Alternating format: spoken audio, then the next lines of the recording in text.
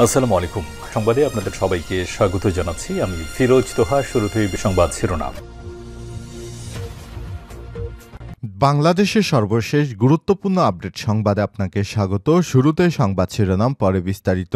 শুরুতেই জানাবো, সারা দেশে বিএনপির আনন্দ মিছিল। টেকনাফ থেকে তেঁতুলিয়া, রূপসা থেকে পাথুরিয়া, তার মানে ৫৭,০০০ বর্গমাইল জুড়েই চলছে উল্লাসের দিল খোলা এক অন্যরকম অনুভূতি খেলা। পতিত শেখ হাসিনা স্বৈরাচারের রাজনৈতিক বিদ্বেষ আইন, আদালতে চুলচেরা বিশ্লেষণ এবং সঠিক তথ্য উপাত্তের অভাবে বিএনপির ভারপ্রাপ্ত চেয়ারম্যান তারেক রহমান সহ ২১শে আগস্টের গ্রেনেড হামলা মামলায় সকল আসামি খালাস পায় তৈরি হয়েছে এই আনন্দ উচ্ছ্বাসের ভেলা।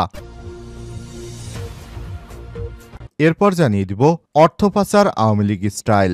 আওয়ামী লীগের আমলে অর্থপাচার নিয়ে তৈরি শ্বেতপত্র প্রতিবেদন রোববার প্রধান উপদেষ্টা ড মোহাম্মদ ইউনূসের কাছে হস্তান্তর করেছে শ্বেতপত্র প্রণয়ন কমিটি। ওই প্রতিবেদনে বিগত আওয়ামী লীগ সরকার আমলে টাকা পাচারের আনুমানিক এই চিত্র তুলে ধরা হয়েছে। এই নিয়ে উপদেষ্টা আসিফ নজরুল আজ সকালে তার ফেসবুকে একটি পোস্ট দিয়েছেন। এ বিষয়টি আপনাদের সামনে তুলে ধরা হচ্ছে, সঙ্গেই থাকুন।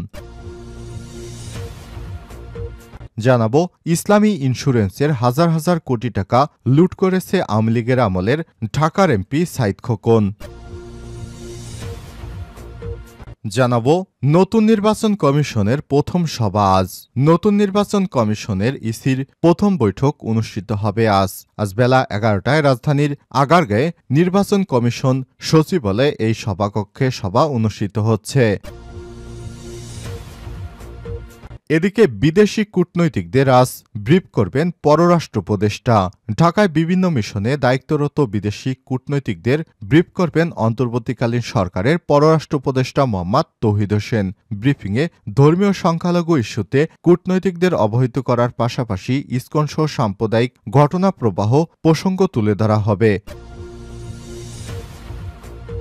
এবং সর্বশেষ জানাবো, বাংলাদেশ প্রসঙ্গ টেনে ভারত সরকারকে ধুয়ে দিলেন কাশ্মীরের নেতা। এবার বাংলাদেশ প্রসঙ্গ টেনে ভারত সরকারকে ধুয়ে দিয়েছেন জম্মু কাশ্মীরের পিপলস ডেমোক্রেট পার্টি পিডিপির প্রধান ও সাবেক মুখ্যমন্ত্রী মাহবুবা মুফতি। আজ জম্মুতে সাংবাদিকদের কাছে সম্প্রতি উত্তরপ্রদেশের সাম্ভালে মসজিদকে ঘিরে সহিংসতার বিষয়ে প্রতিক্রিয়া জানান তিনি। বাংলাদেশ ও ভারতে যদি সংখ্যালঘুদের সঙ্গে এই আচরণ করা হয়, তবে দুই দেশের মধ্যে পার্থক্য কোথায়? আমি কোনো পার্থক্য খুঁজে পাই না। জম্মু কাশ্মীরের সাবেক এই মুখ্যমন্ত্রী বলেন, আমি আজ আশঙ্কা করছি ১৯৪৭ সালে পরিস্থিতির দিকে আমাদের ঠেলে দেয়া হচ্ছে। যুবকেরা যখন চাকরির কথা বলে তখন তারা তা পায় না। ভালো হাসপাতালে, শিক্ষা ব্যবস্থা কোনোটি আমাদের দেশে নেই।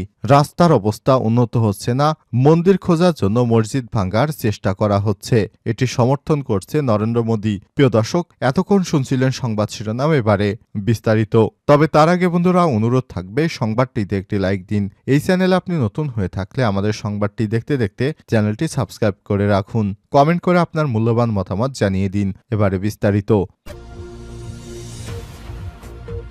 সারা দেশে বিএনপির আনন্দ মিছিল। টেকনাফ থেকে তেঁতুলিয়া, রূপসা থেকে পাথুরিয়া, তার মানে ৫৭,০০০ বর্গমাইল জুড়েই চলছে উচ্ছ্বাসের দিল খোলা এক অন্যরকম অনুভূতির খেলা। পতিত স্বৈরাচার, রাজনৈতিক বিদ্বেষ এবং আইন আদালতের চুলচেরা বিশ্লেষণ এবং সঠিক তথ্য উপাত্তের অভাবে বিএনপির ভারপ্রাপ্ত চেয়ারম্যান তারেক রহমান সহ ২১শে আগস্টের গ্রেনেড হামলা মামলায় সকল আসামি খালাস পায় তৈরি হয়েছে এই আনন্দ উল্লাসের ভেলা। রোববার ১ ডিসেম্বর হাইকোর্ট ডিভিশনের ২ সদস্যের একটি বেঞ্চ গ্রেনেড হামলা মামলায় তারেক রহমান সহ সকল আসামিকে খালাস দেয় এবং এটিকে মিথ্যা মামলা হিসেবে রায় ঘোষণা করে।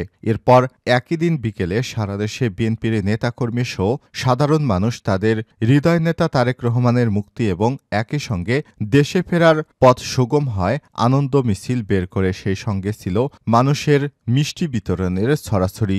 বিএনপির ভারপ্রাপ্ত চেয়ারম্যান তারেক রহমানকে ২১শে আগস্টের গ্রেনেড হামলা মামলায় খালাস দেওয়ায় দলের সিনিয়র যুগ্ম মহাসচিব অ্যাডভোকেট রুহুল কবির রিজভীর নেতৃত্বে রোববার ১ ডিসেম্বর সন্ধ্যার আগে রাজধানীর নয়াপল্টনে আনন্দ মিছিল বের হয়। বিএনপি এবং অঙ্গ সংগঠনের হাজারো নেতাকর্মী ছিলেন এই মিছিলে অংশ নেয়। নয়াপল্টন থেকে শুরু হয়ে নাইটেঙ্গেল মোড় ঘুরে আনন্দ মিছিলটি আবার নয়াপল্টনে এসে শেষ হয়। মিছিলে উপস্থিত ছিলেন বিএনপির যুগ্ম মহাসচিব অ্যাডভোকেট আব্দুস সালাম আজাদ, স্বেচ্ছাসেবক বিষয়ক সম্পাদক মীর শরাফত আলী সপু, ঢাকা মহানগর দক্ষিণের আহ্বায়ক আহ্বায়ক রফিকুল আলম মজনু, সদস্য সচিব তানবীর আহমেদ রবিন, যুবদলের সভাপতি আব্দুল মোনায়েম মুন্না, সাধারণ সম্পাদক নুরুল ইসলাম নয়ন, স্বেচ্ছাসেবক দলের সাধারণ সম্পাদক রাজীব আহসান, ছাত্রদলের সাধারণ সম্পাদক নাসির উদ্দিন নাসির, সাংগঠনিক সম্পাদক আমানুল্লাহ আমান, যুবদলের কামরুজ্জামান জুয়েল, এনামুল হক এনাম, শরীফউদ্দিন জুয়েল, রবিউল ইসলাম নয়ন, মেহবুব মাসুম শান্ত, সাজ্জাদুল মিরাজ,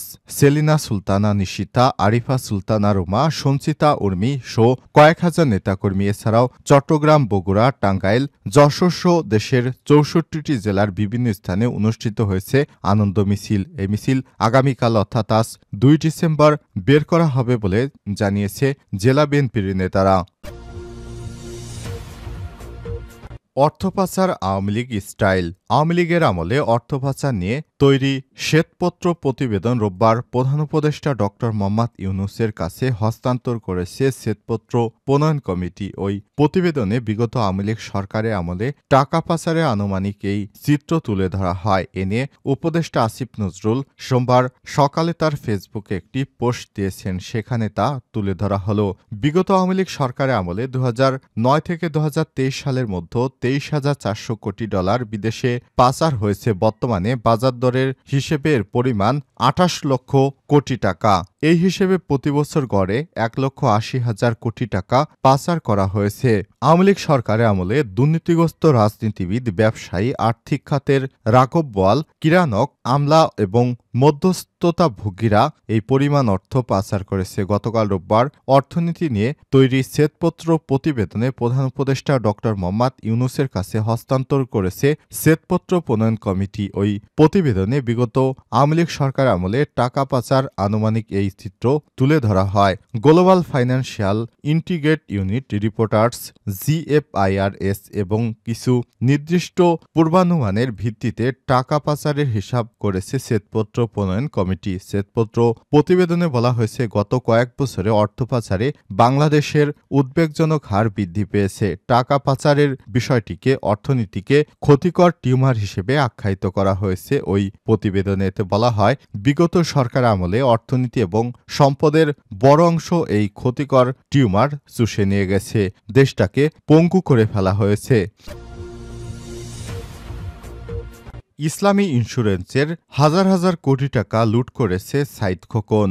ঢাকা দক্ষিণ সিটি কর্পোরেশন DSCCর সাবেক মেয়র সাইদ খোকনের বিরুদ্ধে ইসলামী ইন্স্যুরেন্সের শত কোটি টাকা লোপাটের অভিযোগ উঠেছে। আওয়ামী লীগ সরকারের ক্ষমতার দাপটে নিজ স্ত্রী, 2 মেয়ে, আপন বোন এবং বোনের জামাই আরও 2 জনসহ নিজ পরিবারের মোট 8 জনকে পরিচালক করে কোম্পানিকে লুটপাটের ক্ষেত্র বানিয়েছে। 8 জন উদ্যোক্তা পরিচালককে সরিয়ে পরিবারের 8 সদস্যকে করেছে পরিচালক। এভাবেই সাইদ খোকন প্রতিষ্ঠানটিকে কুক্ষিগত করে শত শত কোটি টাকা লুটপাট করেছে বলে বিতাড়িত পরিচালকরা অভিযোগ করেছে। তারা বলছে, সাইদ খোকনকে দুদকের জিজ্ঞাসাবাদ করা প্রয়োজন। প্রতিষ্ঠানের নথি পরীক্ষা করলেই তার বিরুদ্ধে হাজার হাজার কোটি টাকার দুর্নীতি প্রমাণ পাওয়া যাবে। গত 5ই আগস্ট শেখ হাসিনা পালানোর পর আওয়ামী লীগ ও অন্যান্য নেতাদের মধ্যে সাইদ খোকনও আত্মগোপনে চলে যায় সপরিবারে। এরপর থেকে আর তাকে প্রকাশ্যে দেখা যাচ্ছে না। জানা গেছে, সাবেক মেয়র সাইদ খোকন নিজে অস্ট্রেলিয়ার নাগরিক এবং অন্তত 11টি দেশে রয়েছে বিলাসবহুল বাড়ি। তবে হাসিনার হঠাৎ পলায়নে তিনি আর দেশ ছেড়ে পলায়ন করতে পারেননি। সংশ্লিষ্ট সূত্র থেকে জানা গেছে, ইসলামী ইন্স্যুরেন্স বাংলাদেশ লিমিটেডের 2000 সালে নিবন্ধিত একটি সাধারণ বীমা প্রতিষ্ঠান। দেশের প্রথম শরিয়াভিত্তিক কোম্পানি হিসেবে এটি 2009 সালে পুঁজিবাজারে তালিকাভুক্ত হয়। প্রতিষ্ঠার পর থেকেই প্রতিষ্ঠানটিকে একটি পরিচালিত হয়ে আসছিল। স্বল্প সময়ের ব্যবধানে গ্রাহকের আস্থা অর্জনের পাশাপাশি আশানুরূপ প্রিমিয়ামও দিয়েছে গ্রাহকদের। অভিযোগ উঠেছে, DSCCর সাবেক মেয়র, ঢাকা 6 আসনের সাবেক MP সাইদ খোকন 2012 সালে জোরপূর্বক অনিয়মতান্ত্রিকভাবে আগের চেয়ারম্যান তোফাজ্জল হোসেনকে দায়িত্ব থেকে অব্যাহতি দিয়ে নিজেই ইসলামী ইন্স্যুরেন্সের চেয়ারম্যান পদে অধিষ্ঠিত হন। দীর্ঘ 12 বছরের নির্বাচন ছাড়াই বেআইনিভাবে তিনি এই পদে বহাল থেকে নানা দুর্নীতি এবং অনিয়ম করেছেন। এভাবেই সেখান থেকে লুটপাট করেছেন হাজার হাজার কোটি টাকা। এখন এই গ্রাহকদের টাকাগুলো ফেরত দিতে পারছে না কোম্পানিটি। নতুন নির্বাচন কমিশনের প্রথম সভা আজ। নতুন নির্বাচন কমিশন ইসি প্রথমে বৈঠক অনুষ্ঠিত হবে আজ সোমবার ২ ডিসেম্বর বেলা ১১টায় আগারগাঁওয়ে নির্বাচন কমিশন সচিবালয়ে প্রধান নির্বাচন কমিশনার সিসি সভাকক্ষে সভা হবে। সভায় ভোটার তালিকা হালনাগাদ সহ বিভিন্ন বিষয়ে সিদ্ধান্ত আসতে পারে। সভায় প্রাধান্য পাবে যেসব এজেন্ডাসমূহ: নির্বাচন কমিশন কার্যপ্রণালী বিধিবিধান ২০১০-এর বিধি ৩/২-এর বিধান অনুযায়ী কমিশনের বিভিন্ন কার্যক্রম নিষ্পেষণের জন্য ৪ জন মাননীয় নির্বাচন কমিশনারের নেতৃত্বে পৃথক ৪টি কমিশন গঠন, ভোটার তালিকা হালনাগাদ কর্মসূচি প্রণয়ন, জাতীয় সংসদের সীমানা নির্ধারণ সংক্রান্ত প্রাপ্ত আপত্তিসমূহের বিষয়ে মাননীয় কমিশনকে অবহিতকরণ এবং বিবিধ। এর আগে প্রধান নির্বাচন কমিশনার হিসেবে সাবেক সচিব এম নাসির উদ্দিন নিয়োগ পান। এছাড়াও নির্বাচন কমিশনার পদে যে ৪ জন নিয়োগ পান তারা হলেন অবসরপ্রাপ্ত অতিরিক্ত সচিব মোহাম্মদ আনোয়ারুল ইসলাম সরকার, অবসরপ্রাপ্ত জেলা এবং দায়রা জজ আব্দুর রহমান মাসুদ, অবসরপ্রাপ্ত যুগ্ম সচিব তহমিদা আহমেদ এবং ব্রিগেডিয়ার জেনারেল অবসরপ্রাপ্ত আবুল ফজল মোহাম্মদ সানাউল্লাহ।